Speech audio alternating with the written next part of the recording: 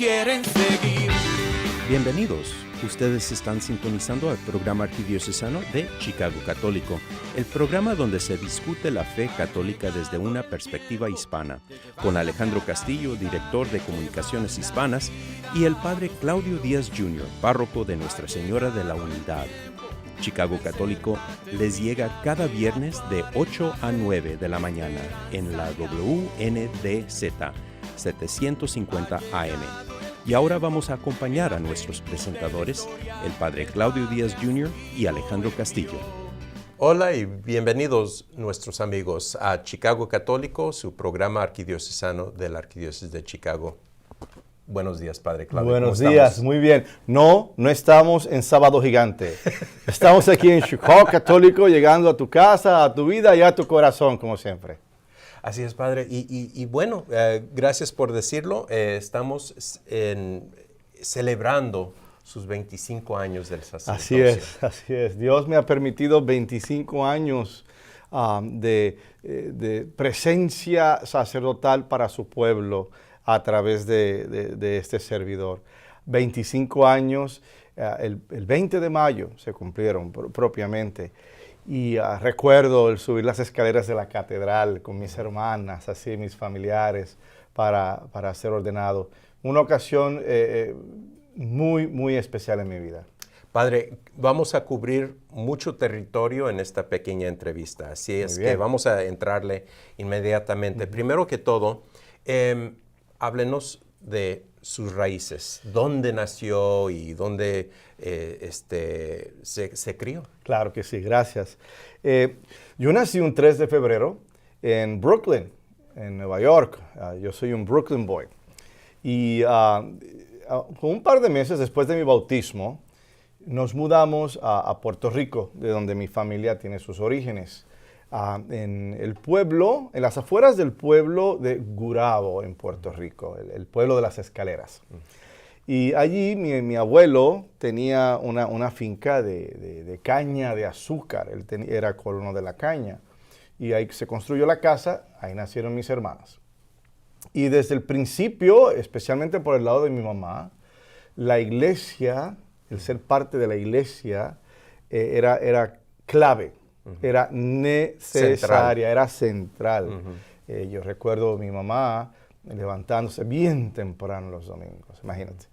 Y para levantarnos a nosotros, éramos 4, somos 4, yo, mis 3 hermanas. Y arreglarnos y prepararnos, ella misma arreglarse, prepararse y caminar enfrente de la casa nuestra, había una calle principal.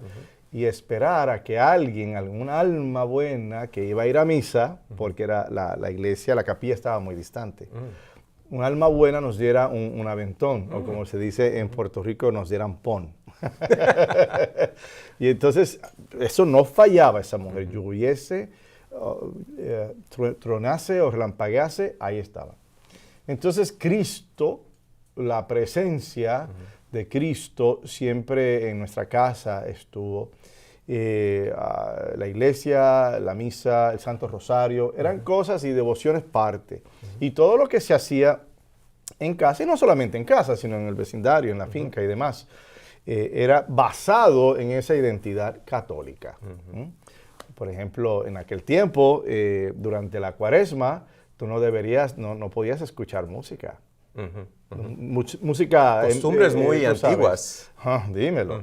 Y tampoco se podía bailar en la Cuaresma, así que lo cual era una tragedia para los clubes de baile. Pero bueno, y entonces hice mi primera comunión, pero antes de hacer mi primera comunión, ya en casa nosotros, yo y mis hermanas, jugábamos a la misa. Oh, sí, y lo tomábamos muy en serio. Y agarrábamos el pan wholesome, y con tapitas de jugo hacíamos las hostias, tú sabes. Y el jugo de uva, pues ahí está, el vino.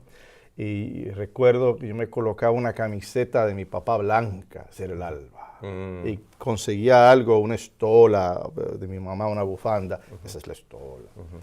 Entonces, con mis ¿Y tus hermanitas qué hacían? Bueno, las gemelas siempre eran las monjas. Siempre. y la más chiquita, Judy, era el pueblo. El pueblo. Y eso cada vez que nos organizaba, eso era una pelea, y una trifulca, porque mi hermana Judy decía, yo no quiero ser pueblo, yo quiero ser monja. Y mis hermanas decían, no queremos ser monjas, queremos ser lectoras y queremos dar la comunión. Era un desastre, o sea, en lo que nos organizábamos. Y mi papá y mi mamá en la cocina escuchando todo este drama. Entonces, mi mamá le decía... Peleándose sobre la misa, la organización de la misa. ¿Quién dice qué y cómo? Y entonces mi mamá le decía a mi papá desde la cocina, Claudio, sabes que tenemos invitación a la misa, Y mi papá le decía a mi mami, sí, Carmín, yo sé que tenemos invitación. Y ella lo hace bien, él está organizadito. Ay, pero es que predica tanto y tan largo. Y mi mamá decía, Claudio, tenemos que ir. Y por amor, o sea, no tenían que hacerlo, pero por amor hacían eso. La presencia del sacerdote siempre estuvo allí. Venían los sacerdotes a casa de mi abuela, a almorzar, a cenar. Si había misioneros, uno de los puntos en esa área era la casa de mis papás. Los sacerdotes eran para nosotros accesibles. Era un miembro más de la familia y ciertamente pues del pueblo, o sea, conocido pues. Sí. Y de esa forma hubo varios sacerdotes que inspiraron.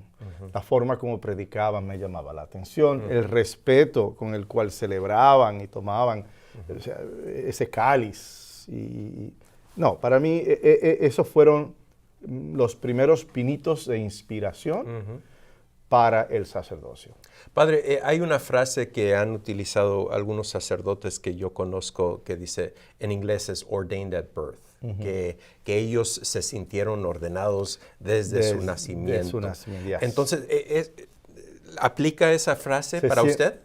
Desde un principio. Y no era una cosa que tú buscabas. Porque para serte sincero, yo no me gustaba mucho la idea de ser monaguillo. No. Mi mamá me obligó en 2, 3 ocasiones quizás de servir como monaguillo. Y eso como que, no es esto lo que yo quiero o a lo que yo me siento inclinado, sin saber que era un otro plan, ¿sabes? Y entonces de ahí, pues mi juventud siempre envuelto en la iglesia, los grupos de jóvenes. Envuelto en la liturgia, envuelto en la vida pastoral de la capillita, porque ya se había construido una capilla, María Milagrosa, en el sector Hato Nuevo del pueblo de Gurabo. Y esos años fueron maravillosos, porque entonces es el caminar, el creer en Cristo, el hacer todas esas cosas, pero en grupo y con otras personas, y el ver la eficacia y la acción de Cristo y del Espíritu Santo y de sus sacramentos en el pueblo, en personas conocidas. Pero Padre, conociendo su historia, eso no fue una línea directa desde tu juventud hacia el sacerdocio. Claro, no. Explícanos qué rumbo tomaste. Bien dicho. No fue una línea directa. A pesar de que tenía los sentimientos y demás y la inclinación, por lo menos en mi adolescencia al servicio, al ministerio, pensé, déjame ir a la universidad. O sea, quiero adquirir esa experiencia universitaria, déjame adquirir un título. Y me gradué en el 80, y en el 80 tendría 16 años, me gradué antes, 16, 17 años. En el 80 asistí a la Universidad de Puerto Rico, en Río Piedras, en la ciudad de Río Piedras, lo que le llaman la UPR, University of Puerto Rico. Okay. Entonces, en la UP, años maravillosos también, donde aprendí mucho y eventualmente terminé siendo asistente de cátedra del profesor y poeta José Luis Vega. Y yo pensaba, bueno, se siente bien, tú sabes, quizás esto sea lo mío, enseñar. A mí me encanta la literatura. Y yo pensé, bueno, pues por aquí, la poesía también, que tú sabes que he escrito poesías, poemas.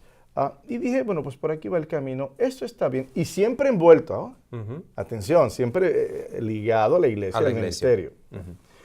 Ya al final, quizás fue el 85, me dije a mí mismo, bueno, el sacerdocio siempre me ha llamado la atención, entonces vamos a intentarlo, vamos a ir a un lugar donde se pueda hacer. Y me uní a la orden religiosa de los carmelitas. Los carmelitas en Nueva York, en New York. Y pasé 4 años, terminé mi grado y empecé el noviciado y me hice novicio y me hice votos sencillos. Y en el primer año me enviaron a Boca Ratón en Florida a enseñar en una de las escuelas de los carmelitas. Año muy interesante, porque había muchas cosas que eran bendiciones y otras que eran desafíos. Por ejemplo, yo decía, sí, yo sé que yo estoy llamado al sacerdocio, o me siento llamado al sacerdocio, pero no estoy seguro de la vida religiosa. Y tú entras en un conflicto, porque la vida religiosa es buena, es hermosa, para el que esté llamado, para el que la entienda, para el que la... Es bellísima y los carmelitas enriquecieron mi espiritualidad. Quizás ese fue el propósito de esa experiencia.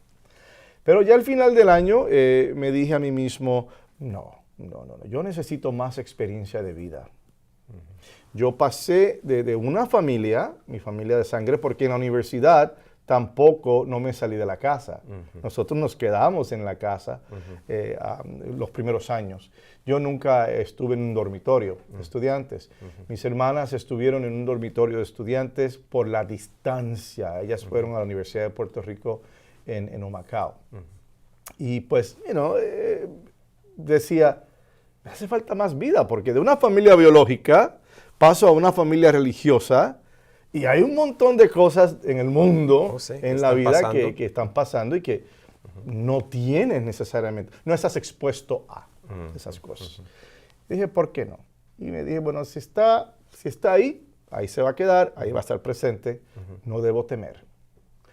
Efectivamente, fui profesor en St. John's Military Academy en Washington, D.C., de 4 años, algo así.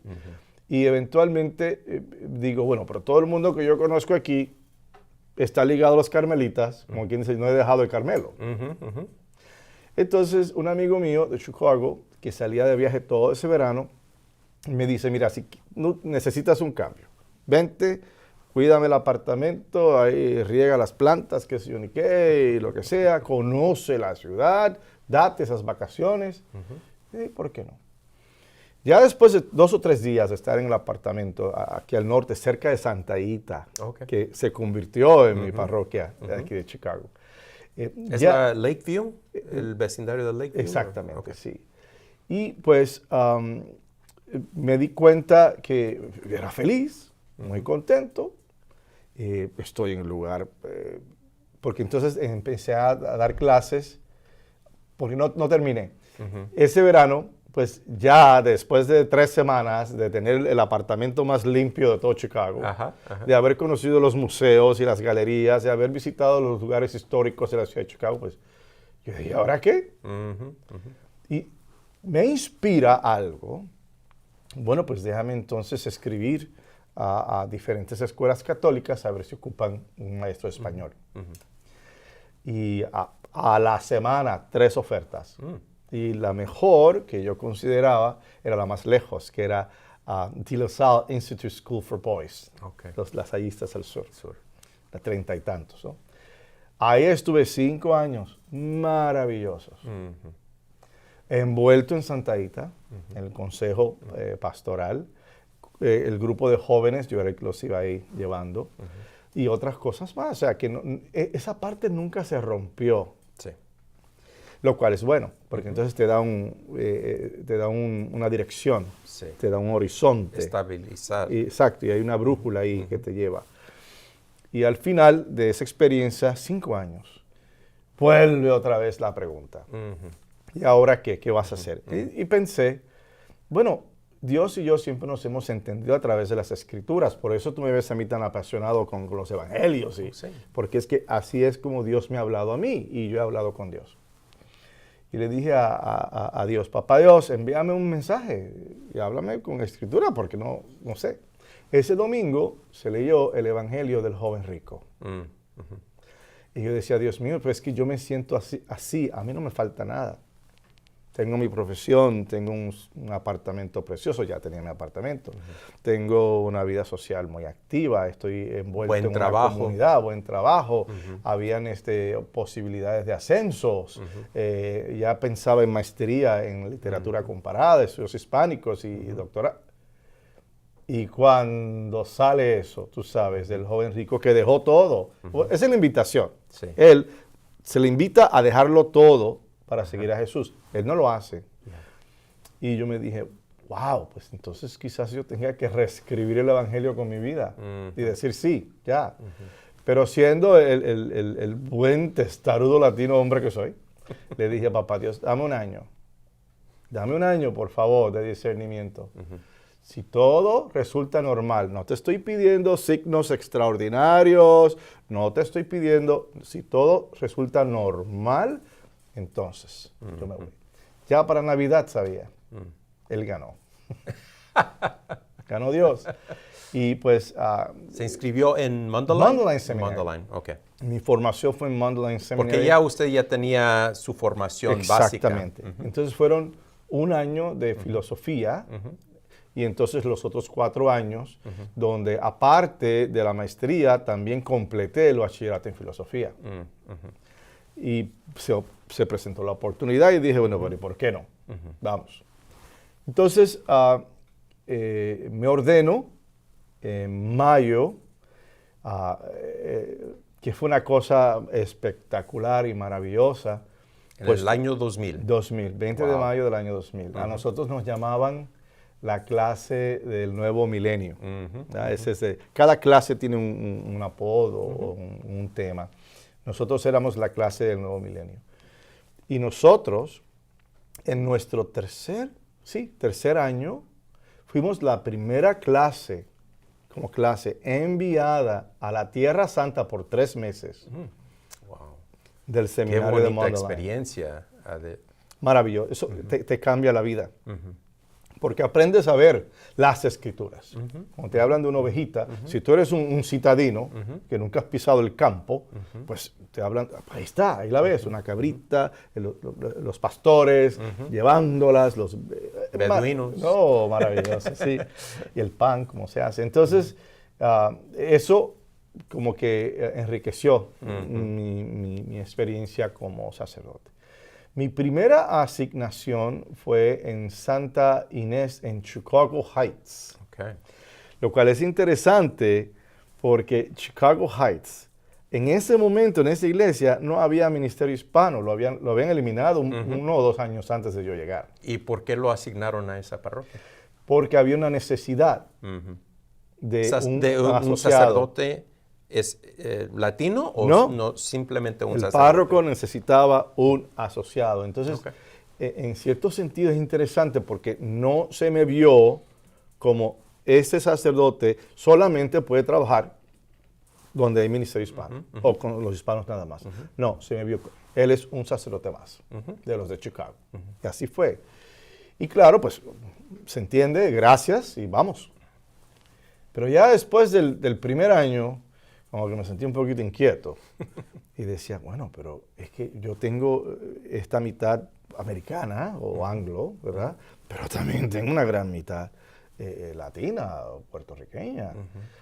Y la situación fue que empezaron los parroquianos a venir a la iglesia a pedir quinceañeras, bodas en español, bautismos en español. Tú sabes. Y los latinos empezaron a congregarse. Y yo sabía que el párroco en ese momento no quería volver a abrir un ministerio porque entonces tienes que asegurarte de que tienes un sacerdote hispano. Sí, y staff bilingüe y todo lo demás. O por lo menos no hispano, sino hispanoparlante. Y claro, ya veía eso y también veía la necesidad porque aquí siempre ha habido una gran necesidad de sacerdotes hispanos. La iglesia aquí en los Estados Unidos, la iglesia en Chicago es mucho más que el 50%, mucho más. Las estadísticas por ahí han arrojado un 47, un 49. Si tú me preguntas pero a mí... en su experiencia. No, en mi experiencia era mucho más. Tendría que haber sido un 53, un 55% de los católicos de la arquidiócesis de Chicago. Y esos son los registrados, que tú sabes que nuestra gente no se registra. Por diversas razones. No hay tradición en nuestros países. A veces hay temor de que esa información se pueda enviar a otros canales y demás. Entonces, pues no. Y además, las abuelitas, señor, ¿y por qué usted no está registrada? Pero si yo estoy viniendo a esta misa desde hace 50 años, el cura a mí me conoce. Entonces, porque hay es que necesidad. Así. Exacto. Padre, disculpe, Santa Inés. En Chicago Heights. En Chicago Heights. ¿Y de ahí? A Santa Ita. Porque Santa Ita. entonces yo hago una cita con el cardenal. Y yo, Dios mío, oye, qué intrépido, ¿verdad? Qué pantalones.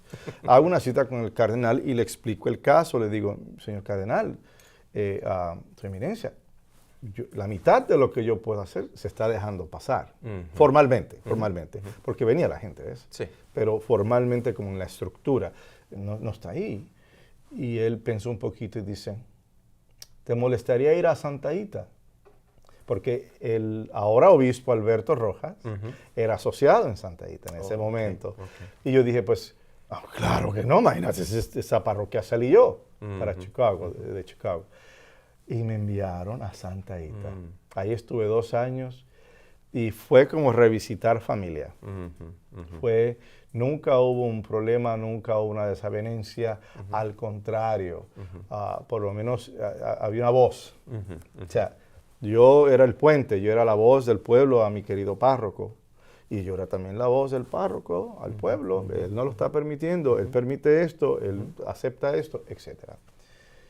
Y ya al final del segundo año, a medio año, creo que fue un miércoles de ceniza, si no en esa semana, tuvo que haber sido 2004, me llama el cardenal y me invita a aceptar la posición de director del Ministerio Hispano de la Arquidiócesis de Chicago, y así fue como nos conocimos, tú sabes, por todas las actividades que habían, el programa de radio que teníamos, todos los proyectos que hicimos, todas las asambleas. Noches de galas. Oh, maravilloso. Y eso me dio a mí una oportunidad de conocer la realidad latina a nivel arquidiocesano. Y de hacer planes de cómo intercalarla aún más a la estructura eclesiástica. En ese momento, ¿no? Teníamos una oficina. Y eventualmente termino y soy asignado a Misión San Juan Diego en Arlington Heights. Oh, hermano, qué bendición, qué maravilla. Una comunidad tan llena de tanta vida.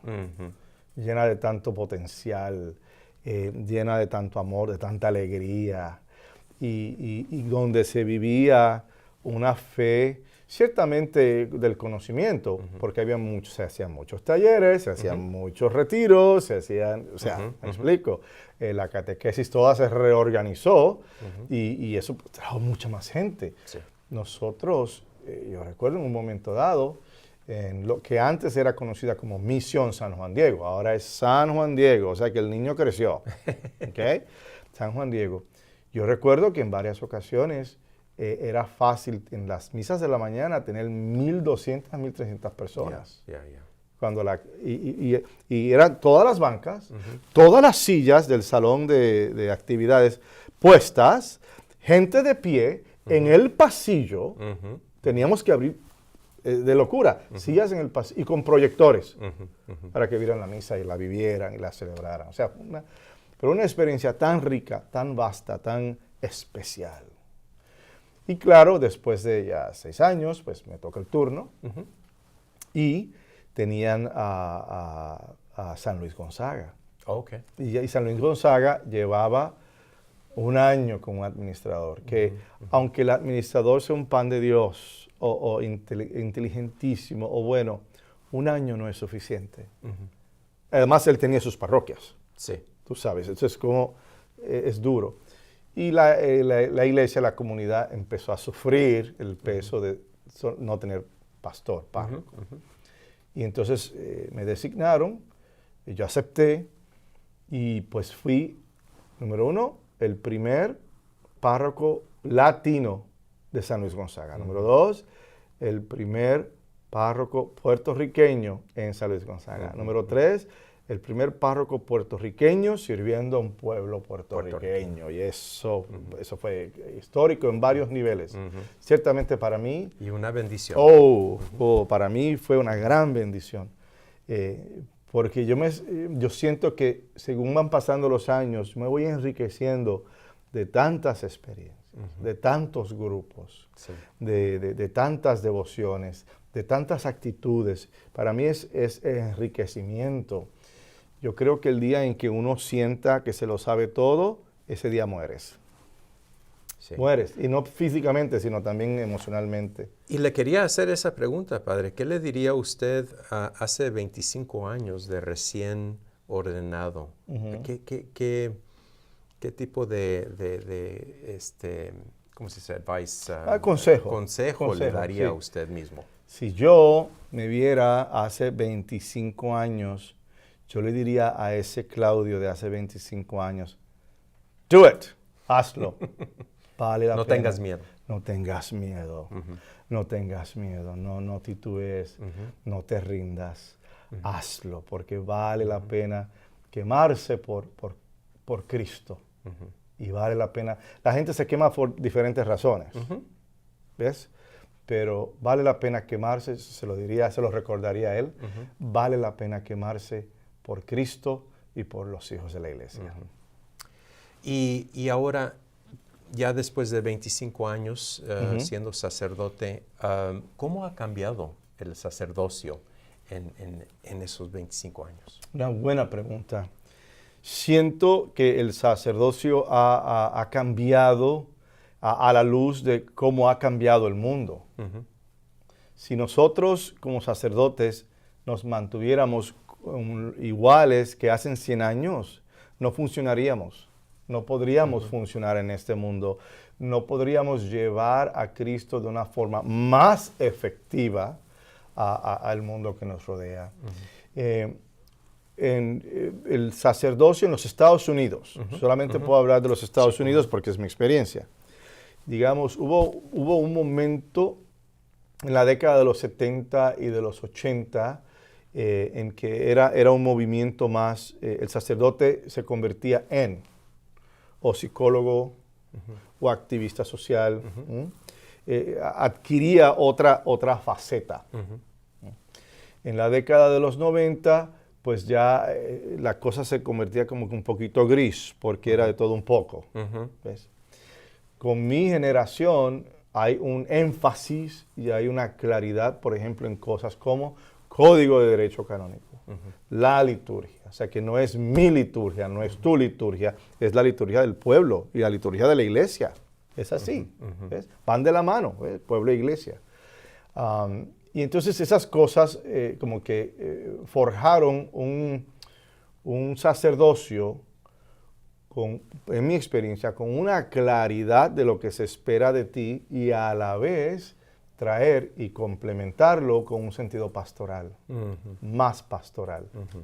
Padre, de todas sus experiencias en estos últimos 25 años, obviamente un sacerdote toma diferentes roles, ¿verdad?, dentro de la comunidad parroquial.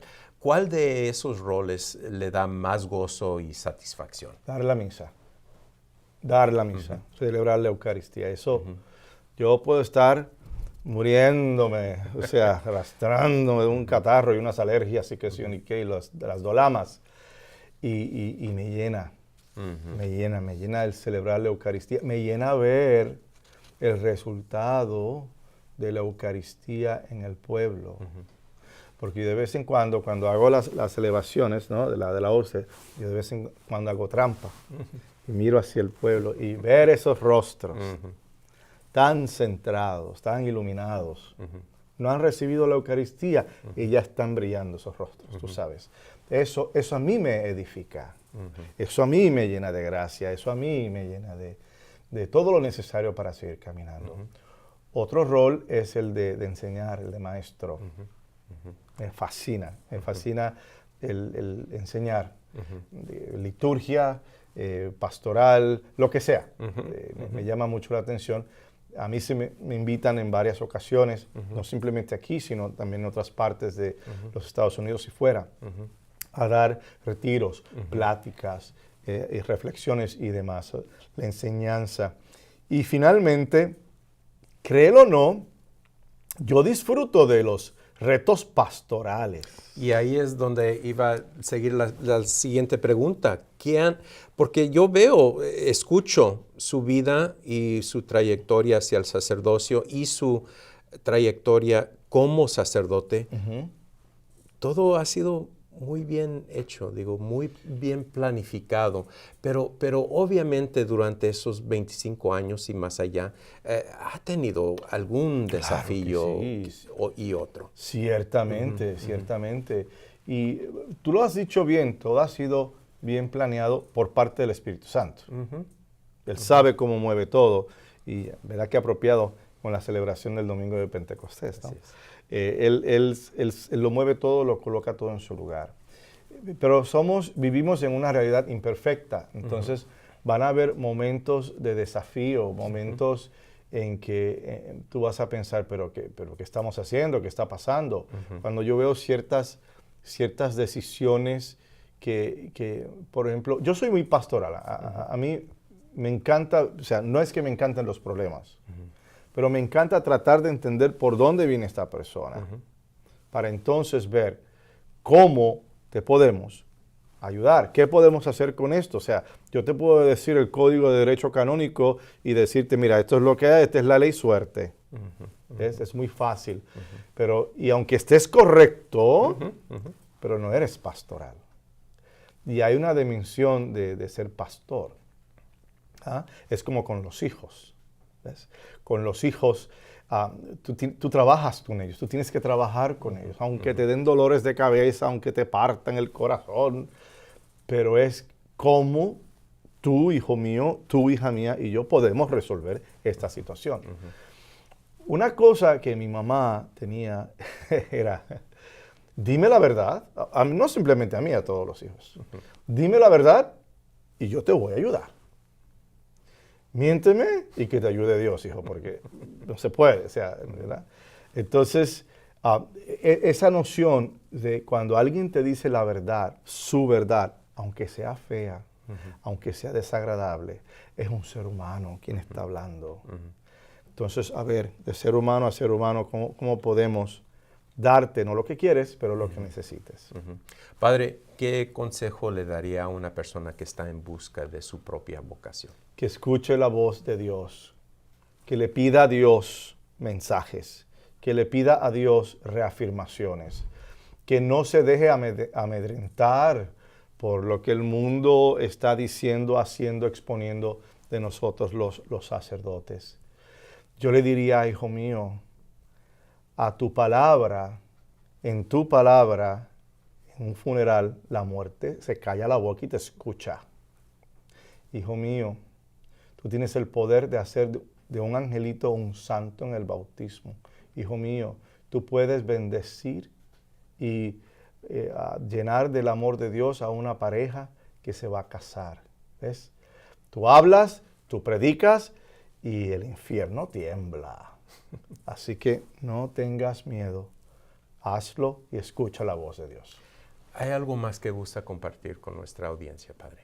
Simplemente, Alejandro y nuestro querido pueblo, en estos 25 años les pido, amen a sus sacerdotes, ámenlos mucho, mucho, mucho, quiéranlos, sobrellévenlos. A veces nos ponemos viejitos y maniáticos, es como papá. Es como un papá, tú sabes que hay que sobrellevar. Traten de entendernos un poquito más. Traten de ver que con todas las limitaciones que tenemos humanas, tratamos de traer a Cristo. Porque donde hay un sacerdote, hay una Eucaristía. Tan sencillo como eso. No se cansen de amar, no se cansen. Y si tienes un párroco, o un asociado muy bueno que te entiendes, que es fácil de comunicarte con él, reza por él. Pero si tienes un padrecito difícil, reza más por él, ¿ves? Para que tú también seas instrumento en la vida y en la posible salvación de este sacerdote. Padre Claudio, ha sido un placer entrevistarte. Gracias. Felicidades. Feliz Gracias. Día de Padres. ¿Verdad? Sí. Sí. Y feliz 25 años y que Dios te siga bendiciendo. Así es. Y que Dios Todopoderoso nos cuide, nos proteja y para adelante, hacia atrás, ni para agarrar impulso.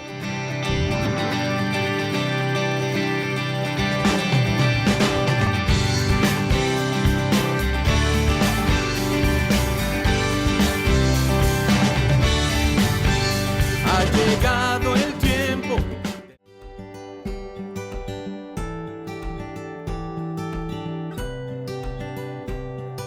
¿Hay algún otro pensamiento o algo que gusta compartir con nuestra audiencia? Nada más quisiera agradecer sobre todo a los feligreses de San Óscar Romero, ¿verdad? La visión que ellos han tenido. Esto no es una visión que viene del párroco, creemos mucho que esta es la comunidad de ellos y como quieren mucho su parroquia, han tenido este deseo de tener su propia casa. Simplemente para agradecerles a ellos y a ellas por toda su generosidad y por hacerme sentir acompañado, ¿verdad? Porque es un proceso que ellos se han comprometido y ellos son los que van dirigiendo esta visión. Cada domingo a las 9 de la mañana los invitamos a sintonizar La Hora Católica, Misa y Más por Univisión Chicago y por nuestro canal de YouTube Chicago Católico. No se lo pierda.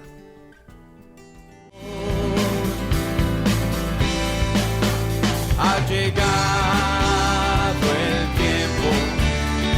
Entreguen su vida. Ha llegado. Hoy día, con este episodio especial, dedicamos al domingo de Pentecostés. Ahora pasamos a la lectura de este domingo. Lectura del Santo Evangelio según San Juan. Al anochecer del día de la resurrección, estando cerradas las puertas de la casa donde se hallaban los discípulos, por miedo a los judíos, se presentó Jesús en medio de ellos y les dijo: «La paz esté con ustedes». Dicho esto, les mostró las manos y el costado. Cuando los discípulos vieron al Señor, se llenaron de alegría. De nuevo les dijo Jesús: «La paz esté con ustedes. Como el Padre me ha enviado, así también los envío yo». Después de decir esto, sopló sobre ellos y les dijo: «Reciban el Espíritu Santo. A los que les perdonan los pecados, les quedarán perdonados, y a los que no se los perdonen, les quedarán sin perdonar». Esta es la palabra del Señor. Hermanas y hermanos, con la celebración de Pentecostés, deseo colocar en primer lugar el texto en el contexto. Veamos la escritura directamente. Dice: al anochecer de la resurrección.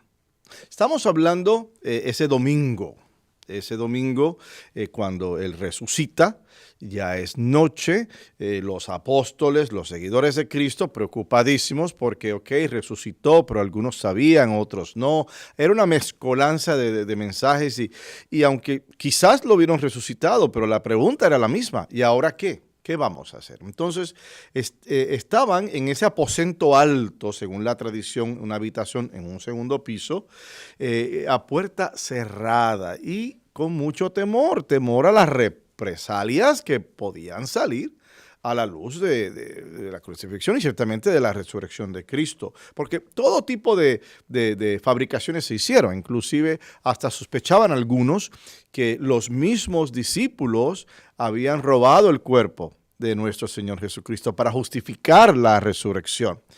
Y claro, pues mucho caos, muchas ideas erróneas y ellos tienen miedo, no tienen paz. En medio de eso y bajo esas circunstancias, se presenta Jesús y le dice, la paz esté con ustedes. Les muestra las manos, les muestra el costado como prueba. O sea, yo no soy un fantasma, yo no soy un figmento de su imaginación.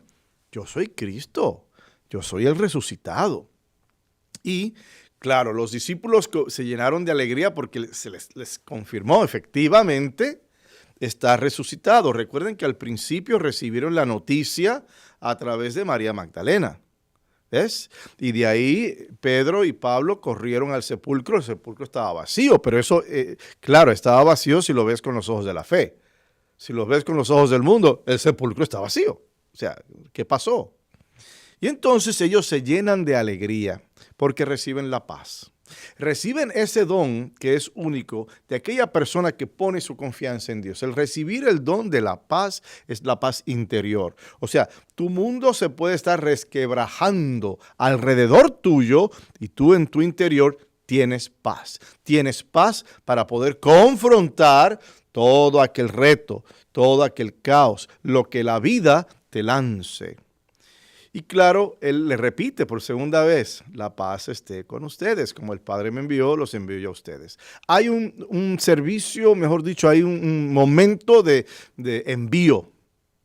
En varias parroquias hacemos momentos de envío, por ejemplo, los catequistas, o si tenemos una peregrinación, hacemos un envío a los peregrinos, etcétera, etcétera. Si tenemos nuevos ministros, a veces hay una bendición, nuevos lectores, hay un envío.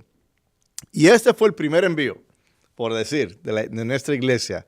Y les dice, vayan, como el Padre me ha enviado, vayan ustedes también al mundo. Sopla sobre ellos. ¿Y por qué soplo? ¿Qué es soplo? El soplo es aire, el soplo es vida. A los niños en el pasado, no sé si ahora, pero en el pasado se les daba, ¿verdad?, una nalgadita para que al sentir eso pudieran llorar y al llorar pueden respirar.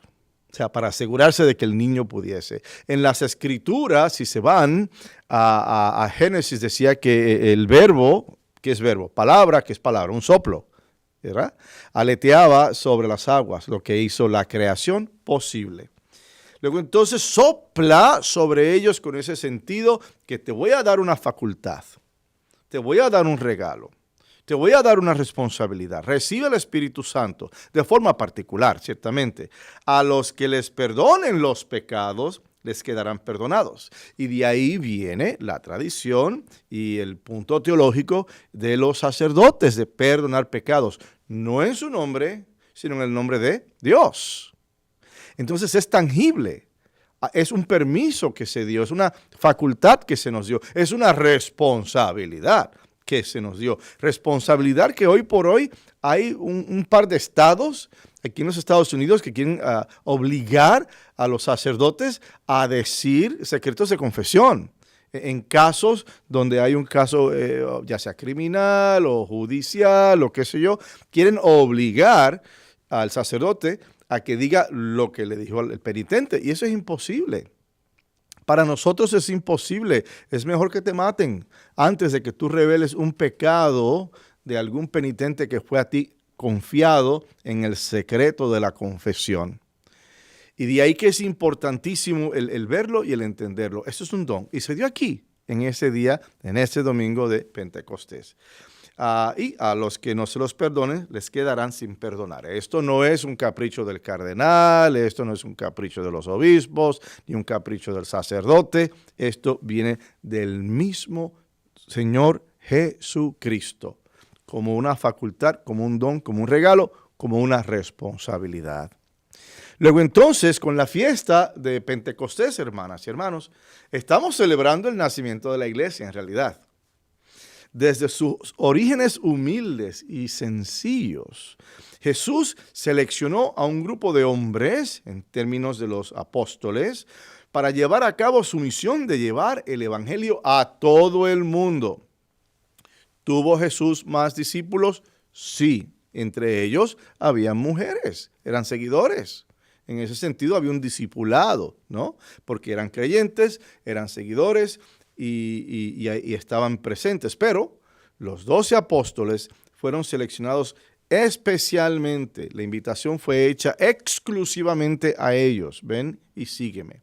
te haré pescador de hombres. Ven y lo verás, etc. Entonces Jesús selecciona a este grupo de hombres en particular para ser los 12 apóstoles. Ahora bien, entendamos lo siguiente. Él no escogió a los eruditos, no escogió a los poderosos, no escogió a los socialmente capacitados o aquellos exitosos de forma particular. Fue más bien una tripulación abigarrada, o sea, el fondo del barril en este sentido. Pescadores, algunos con un mal temperamento y con poca paciencia, recaudadores de impuestos que no lo pensaban dos veces para doblarle el impuesto a las viudas, inexpertos, jóvenes, o sea, San Juan era el más jovencito, o sea, no tenía esa experiencia. En otras palabras, nosotros teníamos ahí la semilla del fracaso. Eso no garantizaba absolutamente nada. Y inclusive, Cristo pasa 3 años con ellos, según la tradición. 3 años, y ellos vieron sus milagros, sus palabras. Cristo les enseñó, Cristo los educó, Cristo les habló, Cristo los regañó. Y aún así, a la hora de la verdad, cuando están procesando a Jesús, allá San Pedro lo niega 3 veces. Y entonces, y los otros ni decir, porque ni siquiera se aparecieron para negarlo. O sea, huyeron. El más fiel, fue el más pequeño, el más joven. Mira qué ironía, el que menos experiencia tenía, pero tenía una fe y un corazón muy, muy firme. Entonces, él pide a este tipo de persona para que caminaran con él durante 3 años y aprendieran la voluntad de Dios a través de su Hijo y nuestro Salvador. Pero después de todo ese tiempo, hermanas y hermanos, los milagros, los sermones, las teofonías, la crucifixión, la resurrección y la comisión, todavía tenían un poquito de miedo. Había un sentimiento entre ellos casi como que de abandono, de lo imprevisible, de incertidumbre. Es posible que ellos hayan hecho la pregunta, ¿y ahora qué? Así que imagínense ustedes, este grupo de hombres fuertes, ásperos, de temperamento violento, acurrucados en una habitación por temor a los líderes religiosos judíos y quizás también por temor a las autoridades romanas, porque los romanos no les caía muy bien este grupo, porque los romanos decían, pues están causando todo este caos, están, ¿verdad?, causando todo este disturbio, etc. Pedro estaba allí, en esa habitación, en el cenáculo, el día de Pentecostés. El mismo Pedro que no dudó en golpear a un soldado, atacar a un soldado con una espada durante el arresto de Jesús. También estaba Mateo, quien antes de encontrarse con Jesús, antes de su encuentro con nuestro Salvador, no pensaba 2 veces en explotar al pueblo judío, devorando las casas de las viudas seguramente y los muy pobres. Estaban todos allí y tenían miedo. Pero cuando, estando en oración con la Virgen María en el aposento alto, un toque de luz, un viento rugiente y un momento de iluminación los tomó por sorpresa. El Espíritu Santo descendió sobre todos ellos y cambió sus vidas, dando a estos hombres, una vez en el pasado tímidos e inseguros, el coraje, el valor de ir a las calles al mundo a predicar la palabra de Dios.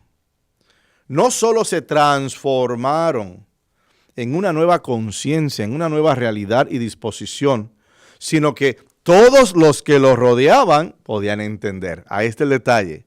Hablaban en diferentes formas, y ya sea partos, alameos, ya sea de Fenicia, ya sean de cualquier país que estaban en Jerusalén. Y recuerden, Jerusalén era una ciudad internacional porque era un punto de partida para comercio, para el resto del Imperio Romano por un lado y el mundo del Oriente hacia el otro. O sea, era un punto, y claro, África subía para arriba, subía para Jerusalén, y, o sea, era un punto de comercio, no quizás con el mismo prestigio por decir, Roma, etcétera, pero ciertamente tenía una importancia. Y por ende, si hay comercio, hay diferentes monedas, si hay diferentes monedas, hay diferentes lenguajes.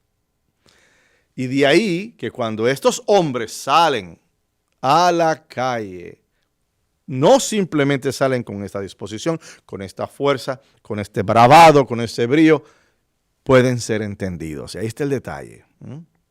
Salieron de esa sala, de ese aposento alto, inteligibles, confiados y vivos para reclamar su vocación y de crear comunidad y de ser mensajeros y para amar. A través de la historia de la iglesia, hermanas y hermanos, el Espíritu Santo ha guiado los corazones de aquellos que están abiertos a su mensaje.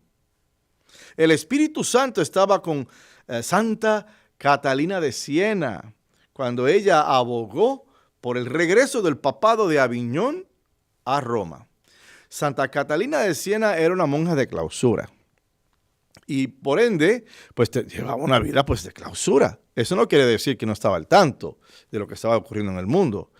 Y hubo una pequeña crisis donde se elige a un papa. En ese momento el papa estaba fuera. No sé si vendría de Alemania. Estaba fuera de Roma, no era de los cardenales inmediatos. Y la situación en Roma estaba con mucha violencia, horrible la situación. Mataban nada más porque lo miraste mal y ya acabaste en el río Siena, flotando. Entonces, este papa iba caminando, iba de camino a Roma y como que no, y como que no me gusta. Y cuando llegan a Francia, y de Francia pues a Italia, pues es un brinco, ¿verdad? Se detienen a Aviñón y dicen, oh no, yo no me muevo. En Roma están matando gente. Y se queda y empieza a transportar partes del Vaticano y cardenales y cosas. Y eso es una crisis. Y Santa Catalina sale de este convento de clausura, esta monja sencilla, a hablar con el Papa y a decirle, tu lugar está en Roma. Los huesos del primer papa están en Roma. El centro es Roma. Ve a Roma. Y eventualmente el papado regresa de Roma, de Aviñón a Roma. Fue el espíritu de vida lo que llevó a San Francisco de Asís a traer una renovación y a fundar su orden mendicante de los franciscanos. Y así, el ser custodios, terminaron siendo custodios de los lugares de la Tierra Santa, imagínate. Este grupito pequeño, ¿verdad? De muchachos, la mayoría eran jóvenes. Y mira cómo él se inspira, mira cómo él trabaja. En un momento en que la iglesia estaba teniendo problemas en términos de ventas de indulgencias, en términos de abusos, en términos de ciertas prácticas que no eran las mejores. Y viene San Francisco de Asís a traer la renovación diciendo, volvamos a nuestros orígenes. Seamos sencillos. El amor a Dios, el amor a la naturaleza, el amor al prójimo, hermano sol, hermana luna. O sea, este hombre transformó con su orden de religiosos la iglesia en este momento. Y hoy por hoy son custodios y son un modelo maravilloso de sencillez y de oración. Fue la acción del Espíritu Santo lo que inspiró a Juan XXIII a convocar el Concilio Vaticano, el Concilio Vaticano II, en su deseo de ayornamiento, poner al día. Él sabía que el mundo había cambiado. La iglesia no había cambiado mucho por casi 500 años, desde el Concilio de Trento, donde se crean los seminarios. La liturgia pues estaba ahí por todos esos cientos de años. Pero el mundo había cambiado, el mundo se había movido. Entonces, ¿cómo puedes tú cambiar una cosa que se ha movido cuando tú no te has movido para cambiarla también? ¿Me explico? Tiene que haber un movimiento también de parte nuestro. No es que el Concilio Vaticano cambiara la iglesia. No, es al revés. El Concilio Vaticano le da a la Iglesia las herramientas para poder cambiar el mundo en que estaban viviendo, en que estamos viviendo. Ese era el propósito. Luego entonces el ayornamiento era poner al día, vamos a poner al día. Y él actualizó las prácticas de la Iglesia y la teología operativa y ciertamente la liturgia. Las 3 L's, ¿no? La liturgia, del latín a la lengua vernácula. También tenemos el laicado, el envolvimiento del laicado, que fue muy, muy, muy importante. Y de esa manera se pone al día la Iglesia. Pero ¿sabes qué? El Espíritu Santo no ha terminado con nosotros. A la luz de tantas situaciones que se están dando hoy por hoy en este mundo, la situación del Medio Oriente, esas luchas, la situación Ucrania, Rusia, las divisiones que hay en la iglesia, por decir en Alemania, en las estructuras básicas, lo que está pasando en este país donde hay mucho caos, hay mucha confusión, desde economía hasta política hasta moral. O sea, hay mucho caos, hay mucha confusión, hay mucha cosa que necesita clarificarse y purificarse. Aún así, a la luz de todo esto, el Espíritu Santo no nos va a abandonar. Él no nos dejará solos y va a regresar con lo mismo, va a soplar sobre todos nosotros y darnos lo necesario para saber qué tenemos que hacer a la luz de todas estas locuras y todas estas cosas que están pasando en el mundo y ciertamente en nuestro país. Él descenderá una vez más sobre su iglesia y Él nos dejará saber qué hacer. Nos dará el coraje, el valor y la sabiduría necesaria para hacer lo correcto, para hacer lo que se necesita y lo que es justo. Él nos enseñará cómo retribuir a las víctimas de cualquier abuso y ayudarlas. Cómo llevar a los perpetradores, a los que hicieron ante la justicia y cómo actuar con compasión y con una actitud de sabiduría orante. Él nos va a ayudar a hacer eso.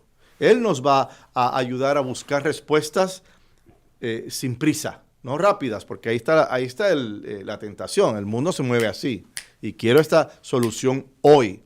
Y el Espíritu Santo nos está diciendo, no, toma tu tiempo, discierne el discernimiento, toma tu tiempo para que la decisión se pueda sostener. No confundir los problemas, pero una vez más, reconstruyendo el cuerpo de Cristo. Entonces, como podemos ver claramente, el Espíritu Santo tiene mucho que hacer. Y antes de terminar, el recordar de las 3 L's del Concilio Vaticano. Liturgia, la misa, que se hizo más accesible al pueblo. 2, el lenguaje, que hace que el pueblo participe más de lleno, en vez de latín, a la lengua vernácula. Y número 3, el laicado. Incorporar aún más el laicado en la estructura de la iglesia. Así pues, al reflexionar sobre nuestra apertura para recibirlo, permitámosle al Espíritu Santo que nos informe, que nos hable, que esté con nosotros y con la iglesia. Ven, Espíritu Santo, llena los corazones de tus fieles y enciende en ellos el fuego de tu amor. Feliz cumpleaños, iglesia. Amén. Muchísimas gracias, Padre. De lo bueno se da poco. Así que por mientras sean fieles en su compromiso con el Espíritu Santo, en su asistencia a la misa, no te canses de amar y nunca te rindas. Amén. Hasta la próxima. Gracias. Chao. Ha llegado el tiempo de la caridad acuante, de acabar con el hambre y el odio. Ha llegado el tiempo para vivir felices en un mundo de paz, justicia y perdón. Ha llegado el tiempo de la esperanza gozosa, de abrir nuestras plazas a los niños. Ha llegado el tiempo de cambiar los lamentos en cantos de vida, en gritos de amor, en cantos de vida, en gritos de amor. ha llegado